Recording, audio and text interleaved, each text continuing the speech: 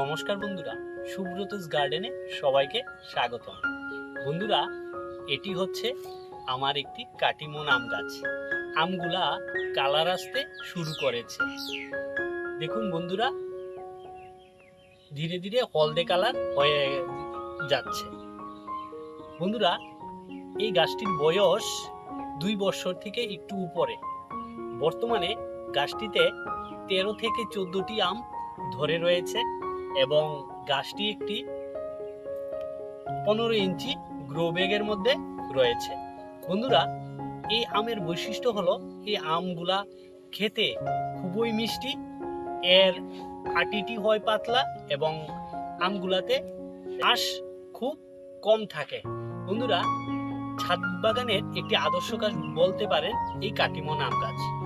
আপনাদের ছাদ বাগানে যদি এইরকম কয়েকটি গাছ থাকে তাহলে বাজার থেকে আর আম কিনে খেতে হবে না।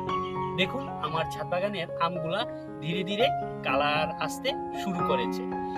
কিছুদিনের মধ্যেই বন্ধুরা, 20 থেকে 25 দিনের মধ্যে এই গাছের আমগুলা সবগুলা পেকে যাবে।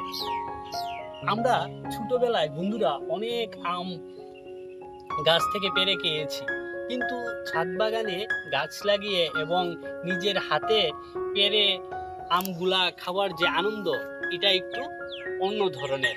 তো দেখুন, গাছটিতে আমগুলা দেখতে কত সুন্দর লাগছে। বন্ধুরা, আমি গাছের যেইভাবে পরিচর্যা করি, 3 মাস অন্তর অন্তর গাছের গুঁড়ির মধ্যে আমি মিক্স খাবার দিয়ে দিই। মিক্স খাবারের মধ্যে শিংকুচি, হাড়গুঁড়ো, নিমখোল, বাদাম খোল, সরিষার খোল, পুরনো চালের গুঁড়ো এবং পুরনো গোবর একসঙ্গে মিশিয়ে এই গাছের গুঁড়ের মধ্যে 3 মাস অন্তর অন্তর দিয়ে দিই এবং 15 দিন অন্তর অন্তর গাছের মধ্যে একটি ফাঙ্গিসাইড এবং একটি ইনসেকটিসাইড স্প্রে করে দেই। আর পরিচর্যা বলতে 15 দিন অন্তর অন্তর গাছের গুঁড়ির মধ্যে সবজি পচা জল এবং সরিষার খোল বীজাণু জল দিয়ে দিই। তাতেই দেখুন আমার গাছটি কত সুস্থ এবং সবল। এখানে দেখুন বন্ধুরা, আম ঝুলে রয়েছে।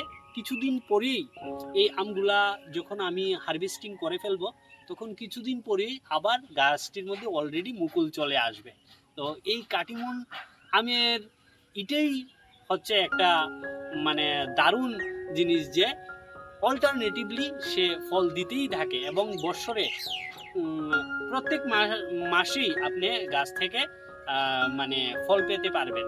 তো কয়েকটি গাছ যদি ছাদ বাগানে থাকে, আপনার ঘরে আর আমের অভাব হবে না। তো আমি বলবো বন্ধুরা, ভিডিওটি আর লং করছি না, আমি বলবো আপনারা আপনাদের ছাদ বাগানে এইরকম কয়েকটি গাছ রাখুন এবং প্রচুর পরিমাণে ফল খেতে পারবেন। তো এটি একটি আদর্শ গাছ ছাদ বাগানের। তো ভিডিওটি লাস্ট অবধি দেখার জন্য সবাইকে অনেক অনেক ধন্যবাদ।